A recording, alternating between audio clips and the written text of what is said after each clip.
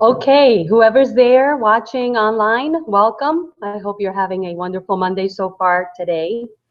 We're live, excited, and full of energy. Definitely, this mind gym, little by little, is going to start, making effects in us. So, just to recap, we want to remind everyone, those that have watched the broadcast already, those that were live, that last week we spoke about our daily routine. Now, if you're going to be a game changer, and for those of you that may not be familiar with the term game changer, it's someone that thinks of creative solutions, someone that is at the forefront of their goals, their objectives, and is always thinking of the next most innovative thing to do for their business, first and foremost, and of course, for their life.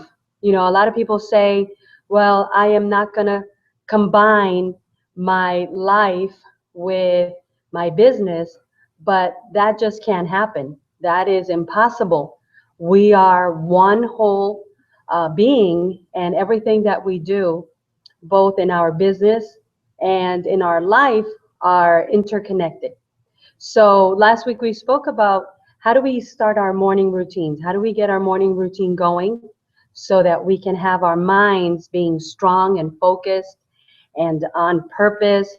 And you know what? We have so much negative chatter. I don't know if you're like me, but a lot of times, even situations that I have not yet begun to deal with, I'm already anticipating them, and I'm already understanding that, hey, if I don't find a solution for this, it's going to become a bigger problem. So we really have to be strong on our minds. We have to feed our minds. So let's go ahead and start off with some of the affirmations that we learned last week. And I hope all of you have been getting up in the morning and really doing these, whether you're in your car, as you walk, as you exercise, as you are in the office. So the first one is I'm happy. So I hope you guys are happy today. I'm happy. I am a great real estate professional. I am highly knowledgeable. I am a super achiever. I am profitable in real estate.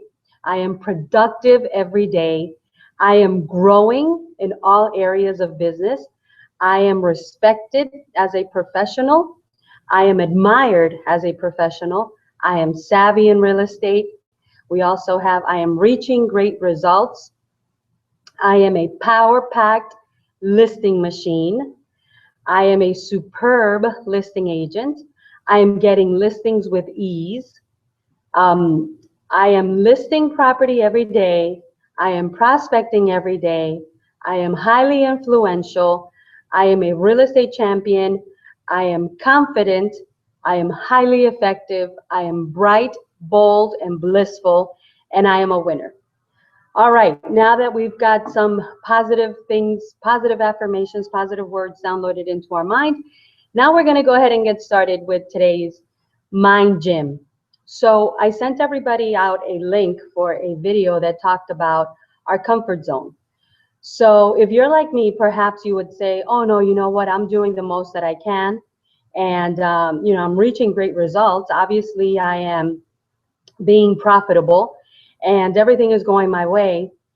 So I really don't have a comfort zone, and I don't need to get out of a comfort zone because, hey, I'm doing everything I'm supposed to. But you know what? I am going to help you analyze today the two most important things that you need to get out of a comfort zone, because one way or another, we are all in a comfort zone in one area of our life or another. We are all in a comfort zone.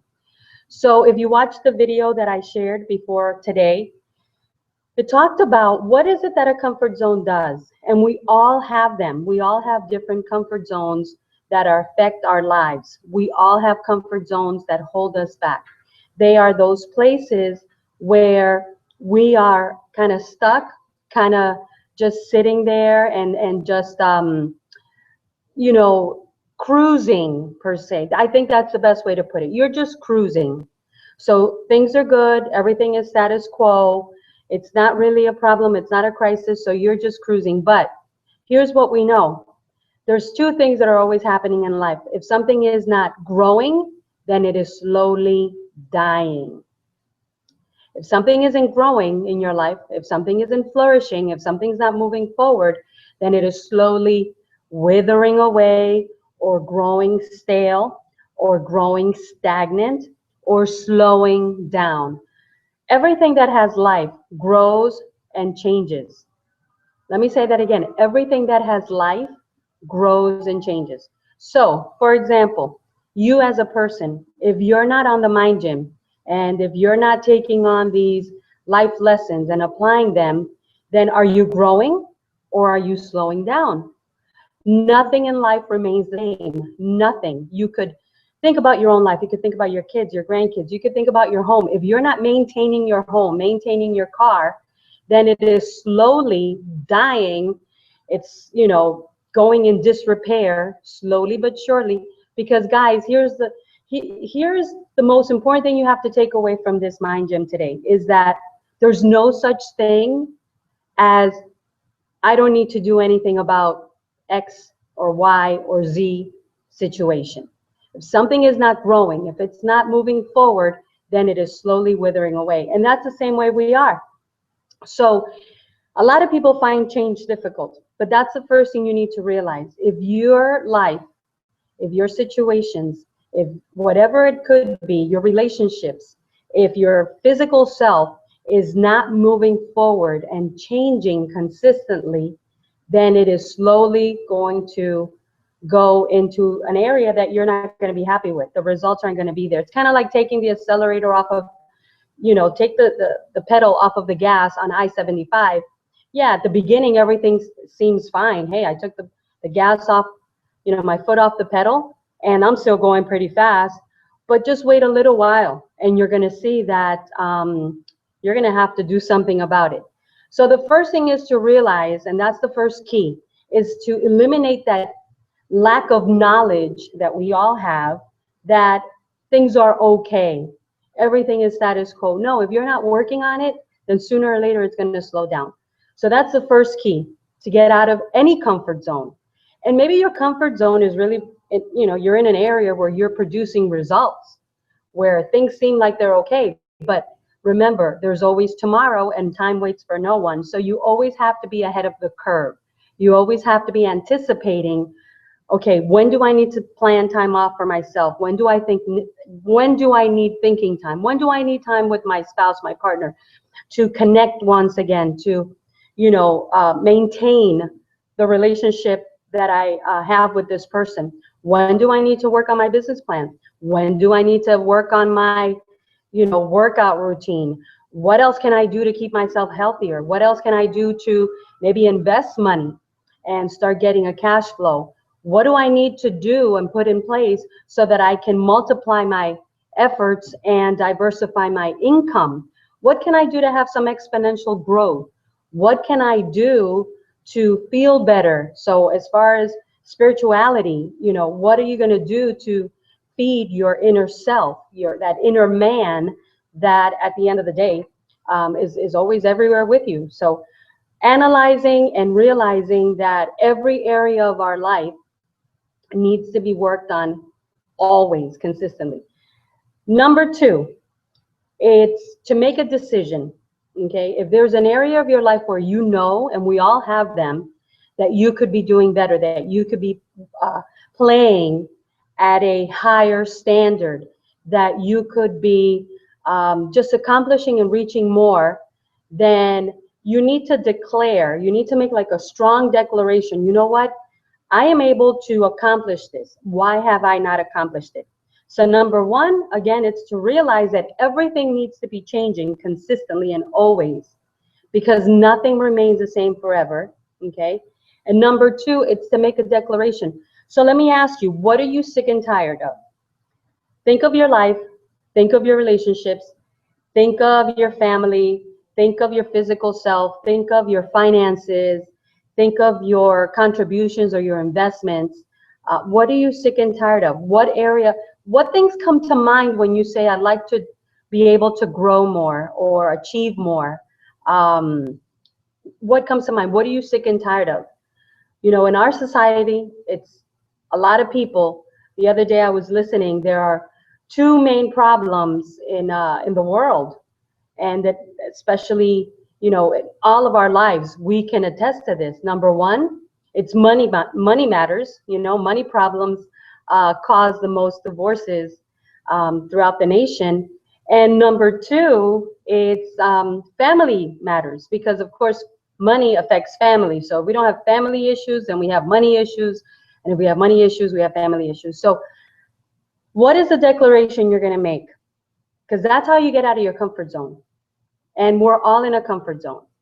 And you can tell me, no, I'm doing good. But I have a little tool that I want to share with you. And this is the third thing, is to examine your life. Examine your life, because there are 8 areas that we all share. As long as we're alive and on this planet, we all have these 8 equities of life. So that would be number 3. When was the last time that you examined your 8 equities of life?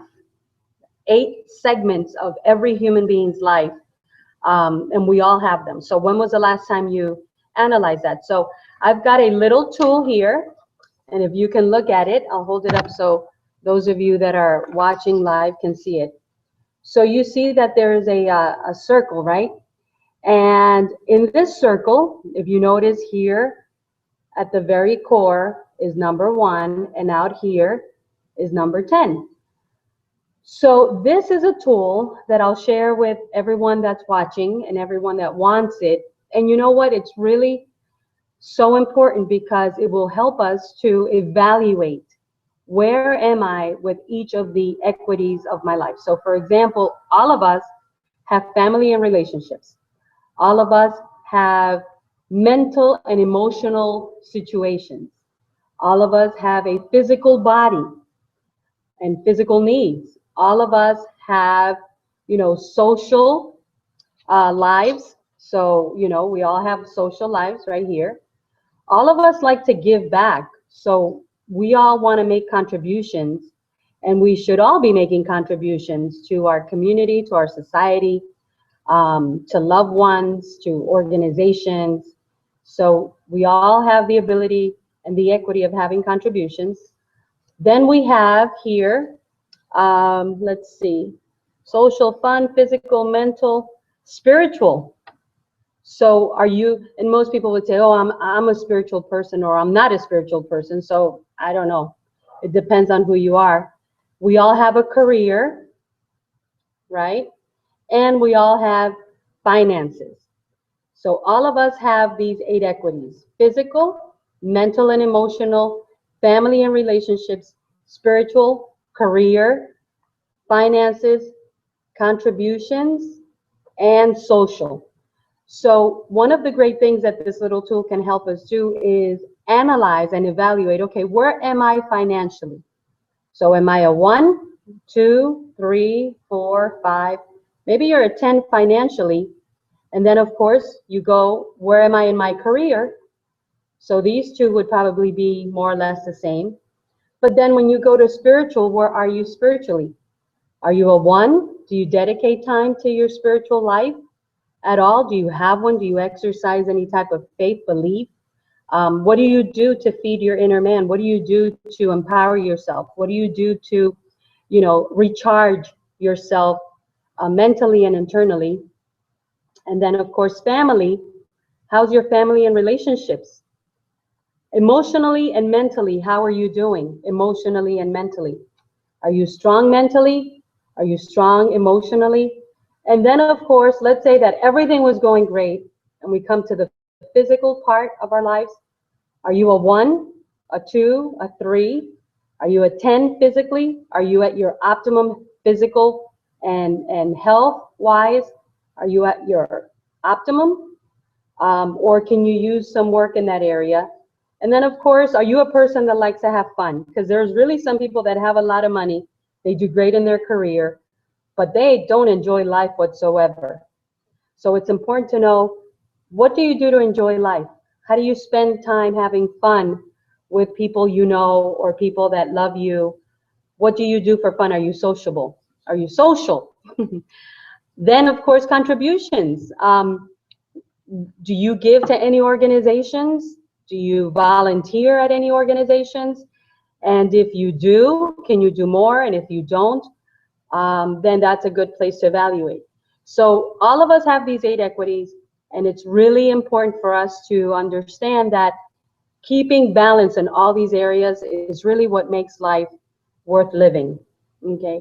The most important thing is to realize that we all have a comfort zone, and that it doesn't matter where we are in life, we can always do more. So I'm going to tell you a little story.